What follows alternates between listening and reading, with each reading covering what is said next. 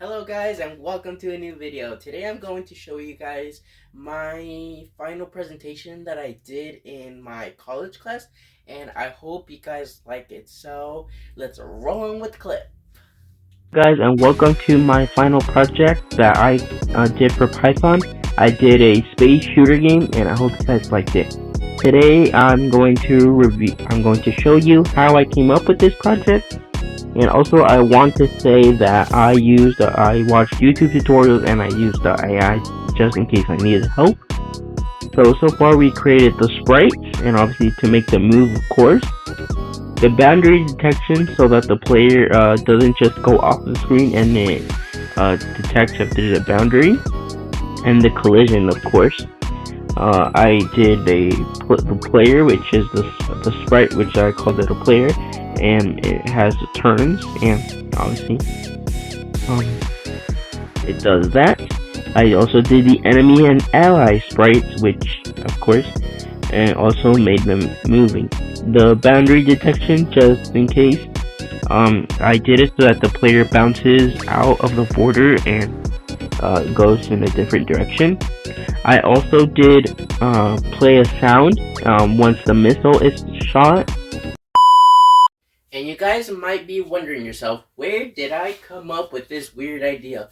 Well, I actually got inspiration by a Scratch project that I did earlier. So let's roll that clip. So this is the project that inspired me of doing my Python project, the space shooting game, and this is what it looks like. Obviously, this was a project that I did in Scratch, and it turned out really good. So this is what it is. Of course, this inspired me. It's just a little representation of Super Smash Bros. So that is the project that inspired me of doing my Python project. So as you can see, that was like a little Super Smash Bros. Kind of game that I didn't scratch back in. So yeah, that's where I got the inspiration from. So now let's go back to the Python code. And it makes a sound once that is fired. The border check, just in case the player or the enemies don't bounce out of the screen. Also created the particle sprite, which is the sprite that once I hit the missile and hit the enemy, it makes a little explosion. With the particles. The game, obviously, we start at level 1 with no score and have 3 lives. The border, obviously, to draw the border and how it will look. Also the messages of what the score is, the level, and what the lives are. That's that part. Once each level increases, more enemies will show up. Obviously, once each level keeps going up, more enemies will show up. As you can see, append a new enemy.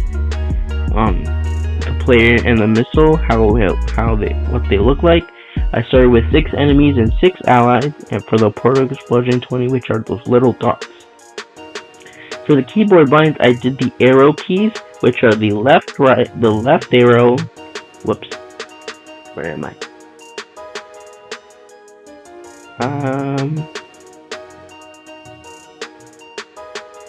I'm right here, sorry.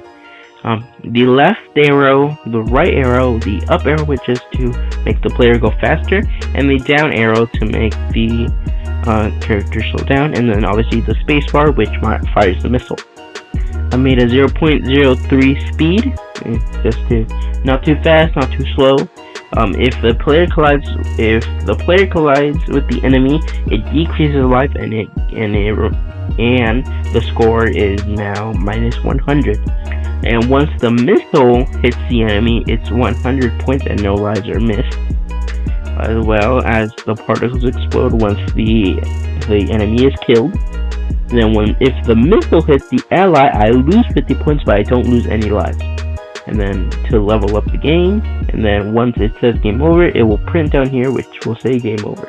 So I will show you guys what I came up with. As you can see, the left, right, left, up to speed up the character, and then arrow down to slow down the character, and then speed it up a little bit. And that's the movement. And then once I hit the space bar, the particles enemy will explode. See, I have got a ally, and it gives me minus 50 points if I shoot him. And then as you can see, I lost all my lives, and it says down here, game over. So I hope you guys liked my presentation, and thank you for your time. Well, that was everything for now. I hope you guys liked this video, and I'll see you guys on the next one.